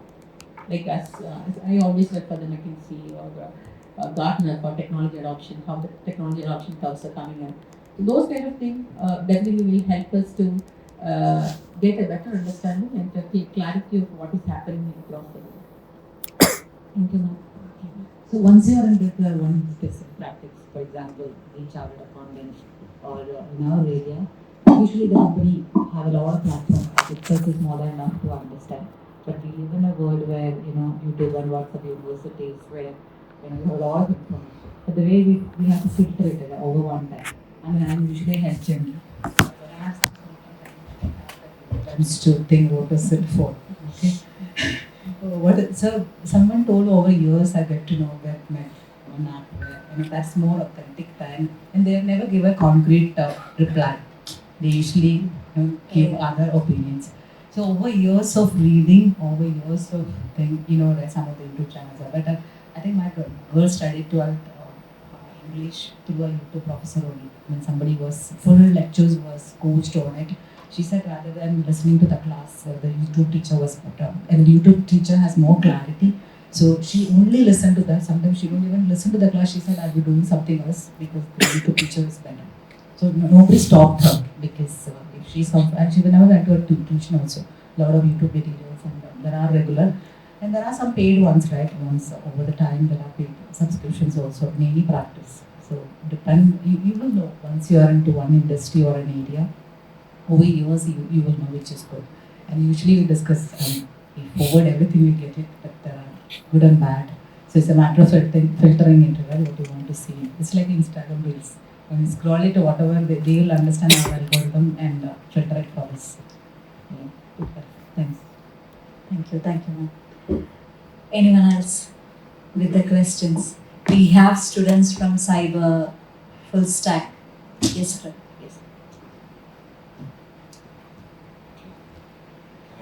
Yes, yes. So my name is Relive and my question is for sir. So I have two questions. Actually, so we do hear that there has been consistent rise of artificial intelligence in almost every field. So how do you see that? Is it a kind of threat to the human productivity and innovation? And my second is that, so if there is a scenario when artificial intelligence comes in the technological field, let's say in case of full stack development. So how does the developer has to upskill himself in order to cope with that? The first is a given. In fact, if you listen to what Padmaja was saying, she said they are already using AI to do predictive, right? So what is prediction? Is essentially you're looking at past data, the trends, and you're trying to predict, in this scenario, in this world, what is possible, right? Now, can a human being do it? The answer is absolutely yes, right? But to get all the data, put it together, collate it, build a model out of it, is not very easy, right? Whereas if you look at modern AI, the tools are available for you to actually use it. So, is AI going to come in a big way? The answer is AI is going to come into everything that is there. It is a given, right? Today, if you look at how laptops are being sold, they're being sold by saying that it is AI laptops. What does that mean? I still haven't figured out. But that's the way the world is going, right? Everything has to have an AI so that you can sell it. The way the businesses look at it is, can this help us do the work that we do a bit better? So it's all about augmentation. That was what, if you remember what Padmaja was talking about, is really, how do I use AI to help me augment my decision making? Maybe make it easier, maybe make it faster, maybe give me the right insights that I need to make my decision faster. And typically that is where a lot of AI is being applied. And I'm not going to the generative AI side of the world, because that's, for me, it's a different beast in itself. Traditional AI ML as we call it, this is exactly where it is being used. Now, if you remember, Jebi was talking about the fact that you had robotics doing the surgery. Think about this, right? In US, Tesla had a couple of accidents. Who will you blame? Will you blame the algorithm? Will you blame the car? The car is a software at the end of the day. So who will you blame? Now in US, this is a huge legal issue that is coming up. So if you look at most AI-enabled decision-making system, it says very clearly that this is in recommendation. Please do not use it for, let's say, investing. It's a classic example. Because if you lose money, you can't blame the algorithm. It's because when you're saying you blame the algorithm, you blame the creators of the algorithm. Right? So everybody is now putting a caveat that says that you can use it as a recommendation, plus don't use it as an absolute. Right? So augmentation is here to stay. Our mobile phones have it. Right? If you use an Android phone, Gemini is by default now part of the Android OS. Right? And Gemini is Google's generative AI LLM model. Right? So it's going to happen. Right? What does it do? It helps the system understand your patterns, what you use, right? What content you like, and so on and so forth. Is it right? Is it true? It's again time will say. The second part of what you're saying is, as an engineer, see, I can say no to the technology, or I can see where the technology would help me. Right? Look at where it helped. And for different people, it is different. I'm not very sure if it will help you learn better. I don't know. I haven't tried it out, so I have no clue whether using AI will help me learn better. Is not something that I'm aware of. In the work that we do, right, where we see that happening is code reviews could be done exceptionally well with a generative AI kind of a mechanism, right? Because it's been trained on large codes, so therefore it should probably be able to do a lot more of code reviews. Can I get standard templates out very fast? The answer is typically yes, because it has been trained on lots of information. So those are areas where you can get it to right. So for example, if I want a deployment, a Terraform script, for instance, I can get the basic one very quickly using ChatGPT or any other Mistrals of the world or whatever. Right? I can build on it, but I don't have to sit down and write or go around, other people's GitHubs looking at their code piece to figure out, what a good Terraform script looks like. That is where it helps. So this is what we tell our people as well: is use it where you think it will enable you to do your things faster. Don't necessarily use it for replacing your. I don't know if I answered your question, but that is my perspective. Any more questions? Yes, then. Good evening. Myself Anjana. So I have worked in a different domain, and right now I'm having a career break, and I'm upskilling myself in data science and machine learning right now. So at this point, I understand that networking is really important to get back into career. So what I want to ask is to all of you that what are the tips that you can give me and all of us present here on the good practices or good practices of networking, that how you can approach a person, and what are the things, good practices that have helped you people to grow this big. So that's my question.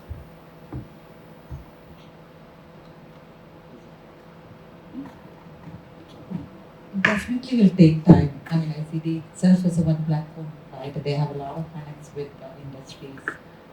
Whatever we have brought in from to ICT are because of that time.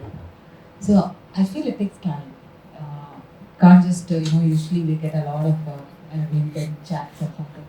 We don't. It's not practically possible. We live in a 1,000 people world every day. It's not practically entertain everyone.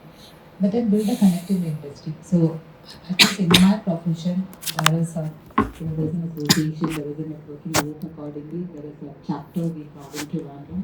So we all go there. I mean, I go there still. There is some election in that group, and they invite us for their talks and all.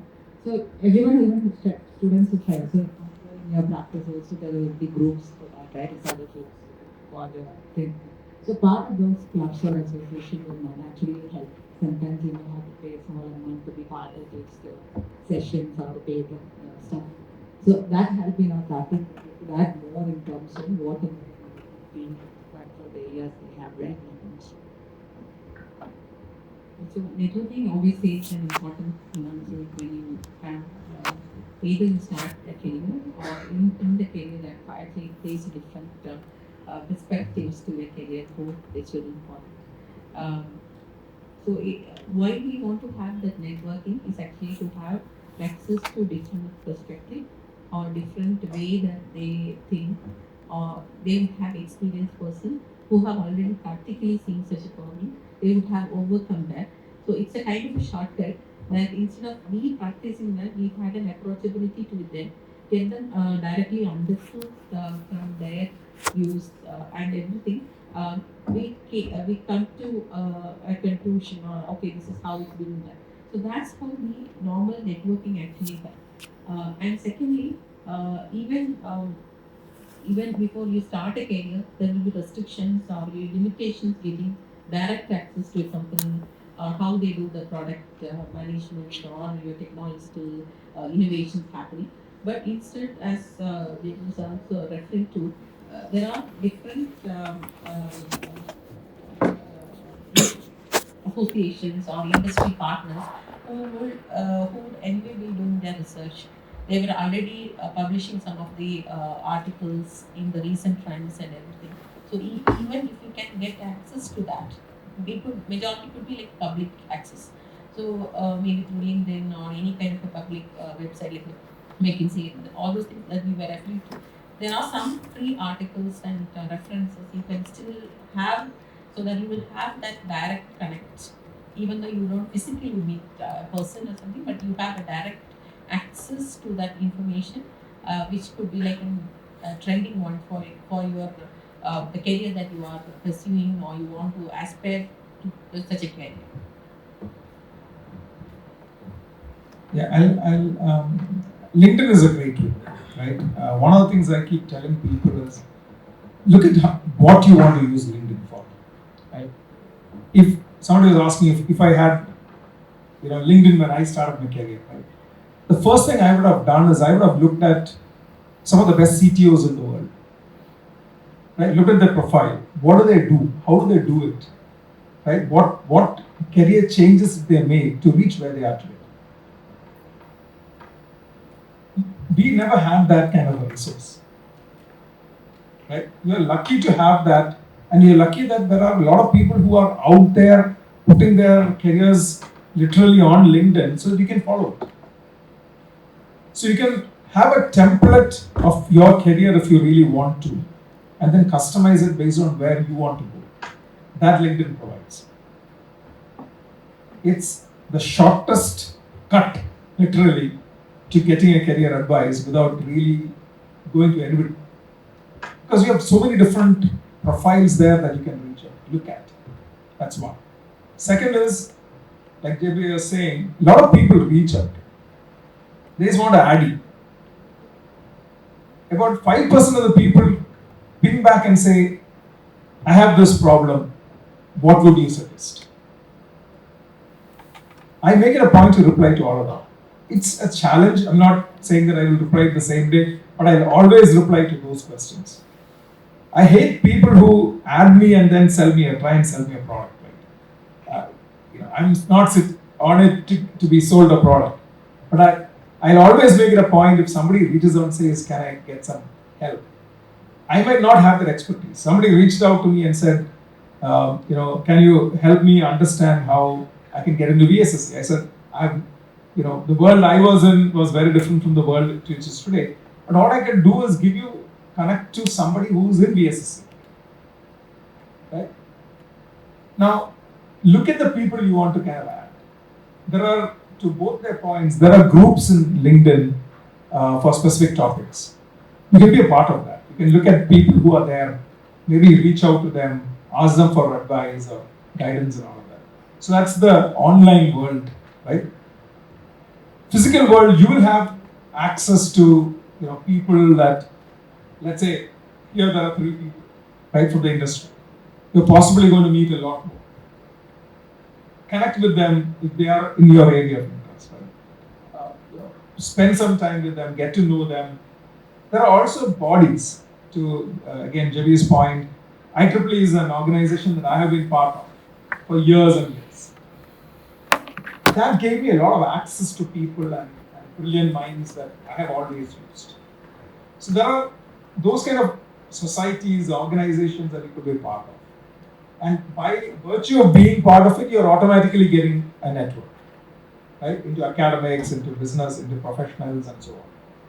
So look at what you want to do. Don't look at networking as something you have to do, but networking as a means to an end, right? That will help you tune what you want to do. Having said that, it's good to just build a set of people around from areas other than yourselves as well, right? Because the problem with tech, especially tech, is it's very insular. Tech is only tech, right? You hardly know about anything else. So it's kind of good to find people in other areas of life who can give you very different perspectives. Right? Learning is something you can get from YouTube, right? It's not just from your area. So you add people that can give you that perspective, follow them, read their articles, all of those could be other aspects. Thank you, sir. Thank you, sir. Any more questions?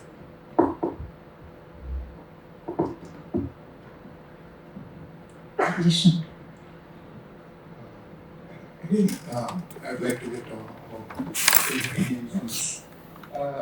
When we here we are sitting from all the students, we are from multiple backgrounds and our experiences also vary from like there are freshers from who just finished college, there are people who have worked for 1 or 2 years, there are people who have worked for 5 years, there are people with career breaks. So how we approach towards a career building at this point of time will be different for each of these candidates in terms of preparing for the interviews or industrial exposure we are the expectation for the industrial exposure we should be having.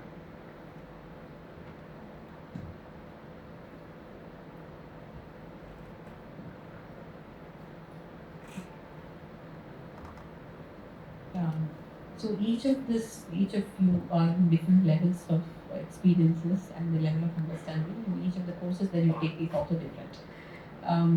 So first of all, we need to have a self-assessment. Okay. So which is the area that I want to do my career, or which is the area which I want to do, or where I want to be in, say, down the line 5 or 10 years from now. So you have to work on. You cannot reach, as I mentioned, the journey is not easy. It's not a single jump, you will be there. No. You have to keenly do each and every step, very careful, do it better, then understand that learning. It could be success as well as failures, both. Understand it properly, take that information, move it for the next step. So each and every step will definitely lead you 5 years or 10 years down the line, a particular career you want to be. Say for example, I want to be a CTO, Chief Technology Officer. So if that is the case, you are just a software engineer now. So there is a lot of hurdles in between and a lot of learnings, lot of experience you want to gain in each of this role. Then only you will be in a position to reach a CTO. So when you are in different levels of things, first you also need to have a clear career goals, where you want to be, and if first you need to understand where I want to be, and then there is a how part, how I want to reach there. So how can we like trainings or maybe a small internship, or it could be a certification program, whatever be that. Then take the baby steps. So first there's a goal, and there's a path, and then how to achieve it. That's also very important. For achieving, obviously, that we have a lot of learning, upskilling. Learning and unlearning is also required. Both are required. Some things which we would have learned, something which may not be able to. We have to unlearn it and learn it as a fresh. So that also very important. And you have to step out of your comfort zone. That's very important, because I am comfortable. I want to be a CTO, but I still in the product management may not reach me there. I need to step out of my comfort zone that nobody else can do. It's up to us, because each and every person has our own comfort zone. So that boundary can be broken only by you. That's also very important. That's the reason that every person will have a different way of breaking out of their comfort zone. Learn clear, have a clear pathway where I want to be, and focus on clear and measurable steps. That's what my advice to everybody. It's not like it's a common thing you can adapt for any kind of levels, software engineer or freshers or graduates or 5 years everybody, like, the end objective is you want to excel in your career. So in order to do that, I think this is a framework which could be equally adaptable for everybody. That's my personal view on this. Thank you. Different approaches for the three category of people you have mentioned. Freshers, they will be more flexible to fit into different work because they come in as a fresher to an organization, like they can fit in different type of work. Somebody with some experience, I'm sure they took science or engineering for various reasons, so they may have to further develop. So I've seen some of the tenured folks, maybe 5 year or 10 year in the system coming back. They might be a project manager, they might be doing something, and they wanted a change, primarily because either they see that it's not going anywhere, or they themselves are not growing much because of their situation or their whatever it is. But sometimes I don't even encourage that. I said we're doing too much job. Come to something. That's what I gave an example of. Right? I can't think about becoming a Harvard mathematics professor at this age. And that's like where in the world? So I have to do something around my area. Right? I can jump around, or shift around. I can do something around my area. So to these different categories, it's all different approaches. Freshers are more fungible or more flexible to fit in different type of work. Somebody with some experience have try to fit it. You don't want to jump out of the practice on a fine morning and get a different altogether. So try to stick to that and go with the industry or the way the market goes. So somebody was asking the companies intake are going well. It's not that. The requirements are changing. The fact is in huge demand these days because of whatever incident happening, or even in the consulting practice, it's a huge demand. They have been very highly paid compared to a lot of other engineering practice. Why? Because there is a demand, and then sometimes we are not getting the trained people, or the demand is different.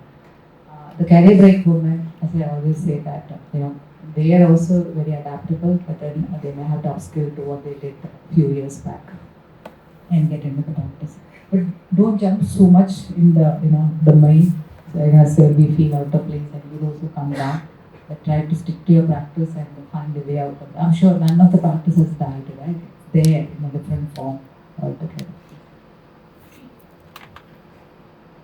Yeah, assuming each of you are learning a specific technology or whatever be it, right? There is a reason for it. Maybe you liked it, maybe you got admission in it, whatever be it. Be the best at it. It's a very simple statement, but be the best at it. Right? If you are in cyber, whatever be the, it could be a network, engineer, it could be a cyber forensic scientist, whatever be the area that you are in, try and be the best at it. Technically, you have to be the best at it. If you are a full stack developer, it's very difficult to be a full stack developer as a fresh graduate. Even with 3 to 5 years, it is very difficult. For me, it is a misnomer, right? You can either be great at front end with some back end skills, or great at back end with some front end skills. Don't push yourself and be perfect in both. It is impossible. So be realistic. Right? And I tell people, you don't have to tell me you're a full stack. I'm not bothered. If you are with less than 5 years, you come and say you're a back-end engineer with some understanding of front-end, I'm fine with it. So that is the reality. Market optics is, everybody talks full stack and all of that. Like 30 years, we did everything. We didn't have a choice. Nobody called us full stack then. Right? So be the best at what you are doing. Right? If it's a technology, if it's a language, if it's Java, JavaScript, if it's React or Angular, or if it's MongoDB or Cassandra, whatever be it, the database, be good at what you're doing and be able to apply that in solving real world problems. How do you do that? Create your own projects. You can build a small expense tracker for your home. What is preventing you from doing it? You can create a small application for your local society. Nothing prevents us from doing it. I'm sure you know people in different NGOs Create an application for that. It might be tough, but that is when you apply real world, technology into real world solutions. Right? So that's one. Second is make it a point to look at open source code, especially in your area. Right? If it's full stack or Java or .NET, there are GitHub repositories that are supposed to be really good. Take them, use them, see the way the code is written. Because professional code and academic code, as we call it, is very different. And there is the difference, right? So if you want to become really good, you need to look at what best means in that space and kind of follow those. It could be techniques, it could be the way that somebody writes code, all of that, right? At this level, I'm talking about under 5 years. Right? At this level, that is the expectation. You're not going to be expected to write enterprise level code on day one. If anybody is who will interview based on that, and they are living in a dream world. So, to me, try and be the best at what you are. Right? If you are cyber, full stack. If you are a C# developer, a .NET developer, with where in there, Java, in that. That is what is important. Second is, like everybody was kind of talking about, is if somebody asks you a question, you should be able to articulate the answer. Right? Very few interviewers spend time to get that answer out. Some do. But a lot of the time, people will just accept what you are saying and go away with it. And that might not be a true sense of your capability. So be very clear, structure your thinking so that you can, when an interview happens, you can say it, right? Get into the habit of maybe putting points, structuring your thoughts. One of the things that we always tell people is anticipate the questions. If you're going in for an interview, just think about what questions you might be asked. If you are sitting on the other side and trying to interview a person, what would be the questions you ask?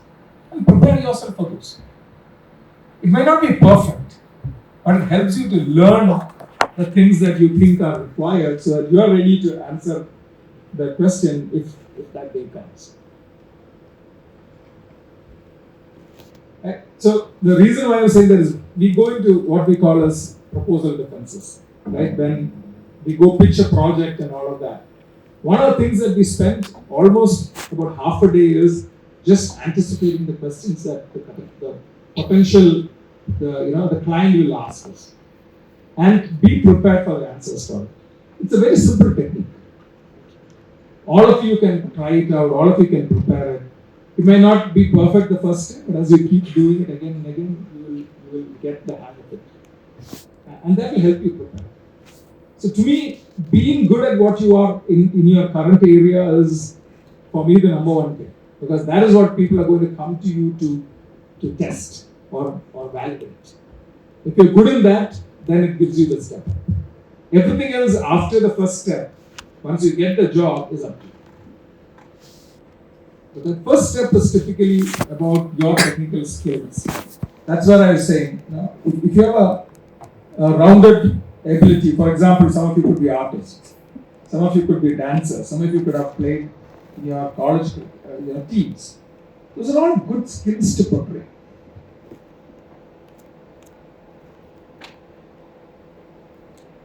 But you need to do it, right? In fact, Anya brought up a great point. You have to get out of your comfort zone. Comfort zones are your worst enemies. And you have to put yourself out there. Earlier, Jebi kind of pointed this out, but my question to each of you is, why are each of you not asking us a question? Right? And I'm sure all of you are Malayalis here? Everybody? Okay. ഏറ്റവും വലിയ പ്രശ്നം എന്താണ്? തൊട്ടടുത്തിരിക്കുന്ന ആൾ എന്ത് വിചാരിക്കും? ഞാൻ ചോദിക്കുന്ന ചോദ്യം തെറ്റാണോ? Who the hell cares?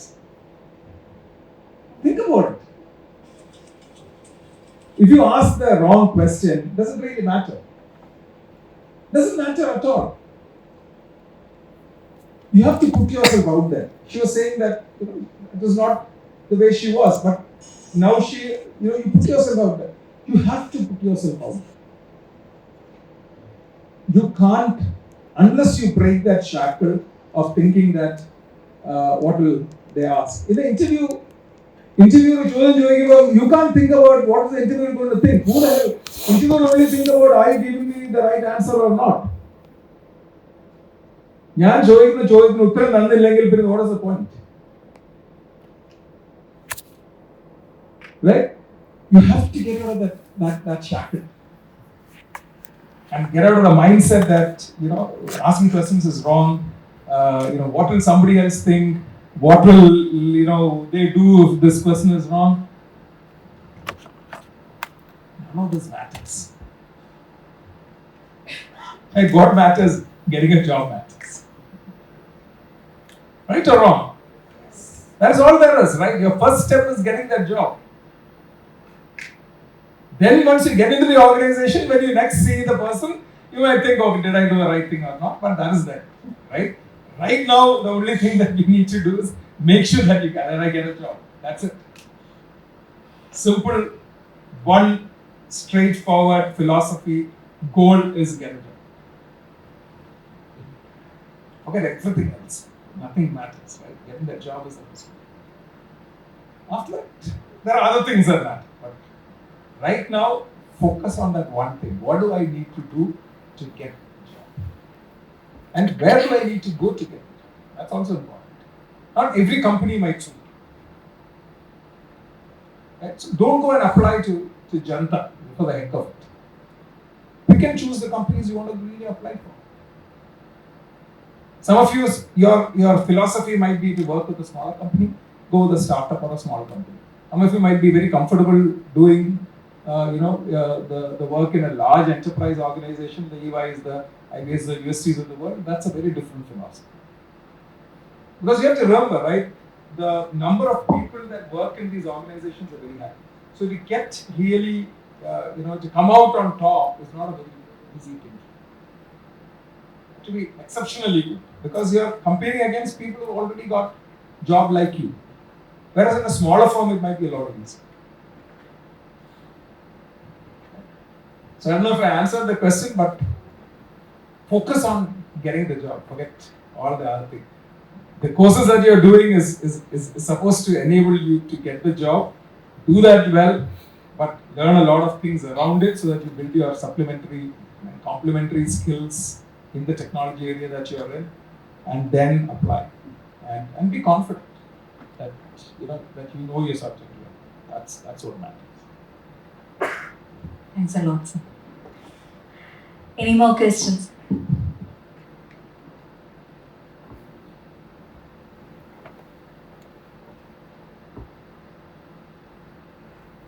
Yes. Hello. Yes. I'm Meenakshi. So I'm just curious about something. Since technology is being integrated in every sector, say AI, so what if in the future some other kind of dilemma arises, like some ethical issues? Are there any limit to how much of AI or technologies can be integrated into any field in maybe medicine? Just like how Ma'am said about that surgery using robotics. So are there any dilemmas or any limit to how much? World all over, I tell from what I know, from the world all over are regulating or controlling through various laws and regulations how much, because a lot of illegal practices can happen among practices can happen, right? Because this is absolutely more than many of us can. So what I know is a lot of regulation to come, and some of part of our job is to review this regulation whether organizations have a plan to come. So it has been going on, but I'll pass. There is a lot of, so there is a whole world called ethical AI that is coming up, right? Ethical AI is all about putting the right guardrails in place to make sure that the decisions or the output of an AI engine, for want of a better word, is within ethical boundaries. the ethics as such is very contextual. So, for example, if you're in a generative world, it is really about are there biases? Are there gender biases? Are there caste, religion, so on? It's a huge thing, right? If you look at finance, it's a very different context. For example, if I take fraudulent data and I use it in my AI, obviously it's the answers I would get are fraudulent. So it is in itself an area that in fact, interestingly, Digital University, there are researchers who are working on ethical AI. I was very interested to kind of learn that. So it is going to happen. Right? In fact, European Union has already created an AI legislature bill that is forcing companies and even countries to look at how they use AI, where they use AI, and so on. And people are saying that it will put a block to how research is being carried out, but obviously it is for the greater value. Right? So there is legislation that is coming up. There is when we create AI engines and we apply AI, bias is something that we are supposed to take care of. So that is happening. We don't have a choice. As Varghese also mentioned, there are ethical AI practices coming. Like any technological innovations comes from, obviously there is ethical practices we follow. That's kind of a theory, or that's kind of a rule that we have seen so many kind of technological innovations happen even before, not only AI. Very similar thing, obviously we play around the data, right? So AI is something around the data. Obviously the data security guidelines, the GDPR, the EU-based, we won't maintain or persist the data of personal details, for example. So those kind of ethical practices still be followed. But wider angle, like as EU for Gen AI, EU Commission has put forth some kind of regulations how when each industry or company use Gen AI, they have to have a boundary. They have to have a clear mechanism of where it's being applied. Those kind of regulations are actually followed. So it's a very early stages, but still there are different levels of ethical categories which is being there, like data security principle, even now it exists. Even with the current traditional AI methodologies, we still follow a data security mechanism. The way that we share the data, the way that we collect the data, the way it's within the boundary of those kind of regulations, and that those kind of ethical practices are actually on the way. So as I mentioned, to summarize, like even for AI or any other future technological innovations comes, obviously there will be an ethical practices, ethical guidelines, that security concerns and everything will follow. One of the things that is also happening, if you follow, is ChatGPT or generative AI or AI as such is trained on data. So if you look at it, a lot of the authors, a lot of the musicians are coming out and saying that I don't give permission for my content to be used as part of any training modules. Which means that you cannot, for example, I cannot, if you are a dancer, I cannot use any of your videos to train my model. And that is happening. Look at it this way.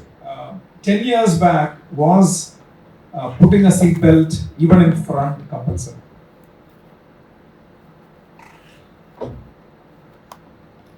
Back we still don't, but at least in front, 10 years back, do you remember anybody wearing a seatbelt?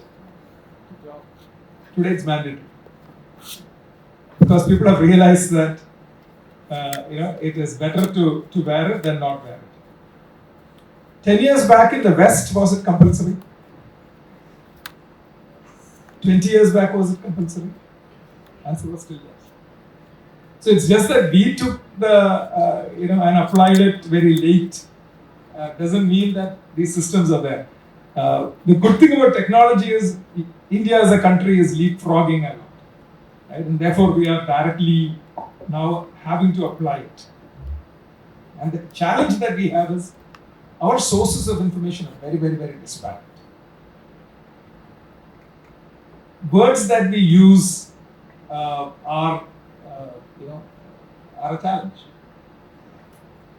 Words that we use to describe a neighboring state person is now colloquially correct, but ethically is wrong because it has a bias in it.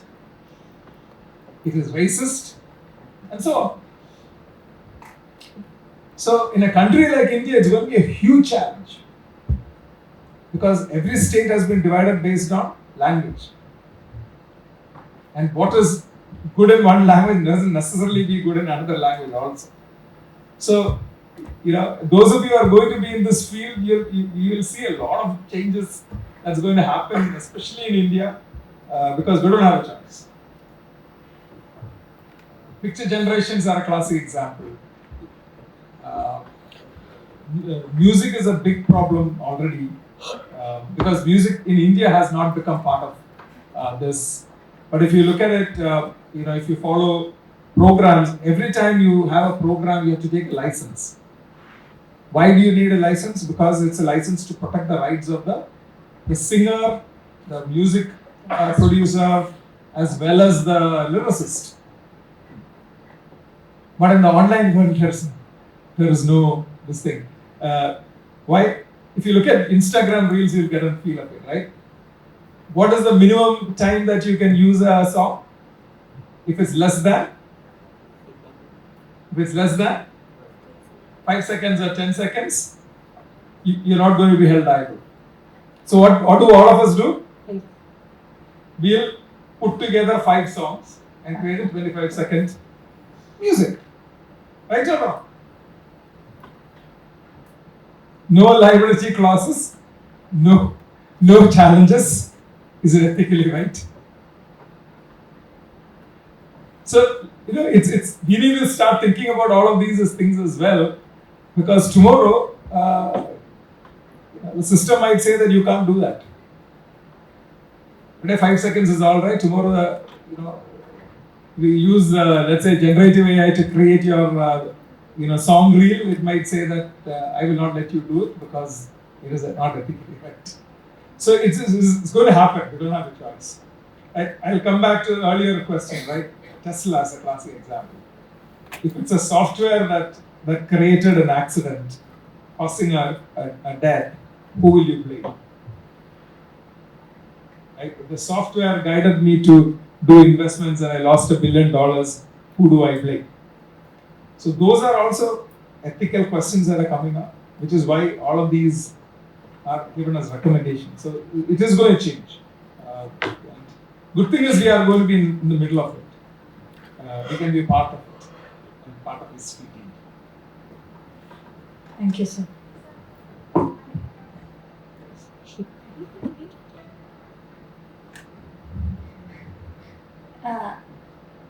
We were discussing about ethics. Recently, we heard that Facebook is supporting a particular kind of politics. So, if that kind of technology is interfering with politics, do you think that governments will take down or will take actions to slow the growth in that particular kind of field, or can it affect the growth of a particular kind of technology? Because we were discussing about machine learning models and racism and all that. If that is affecting the governments will definitely try to protect their powers. So if that is happening, will it affect the growth of technology?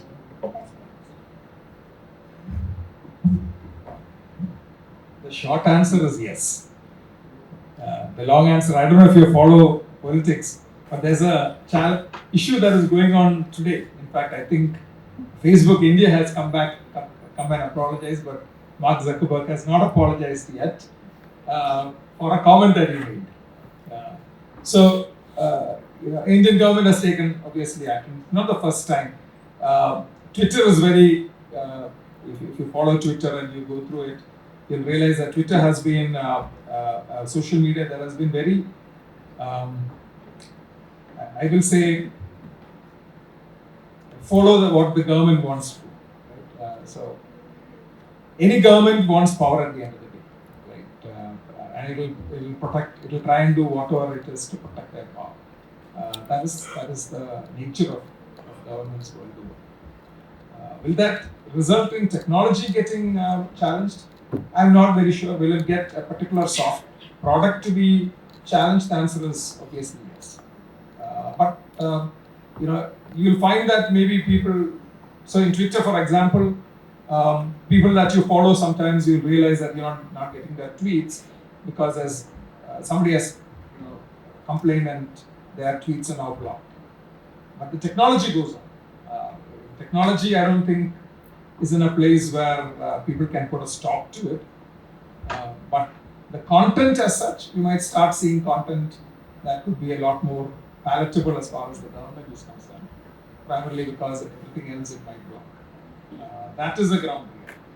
The technology in itself it's too big to kind of to get to stop. That's my concern. Thank you, sir. Anyone else? Any more questions?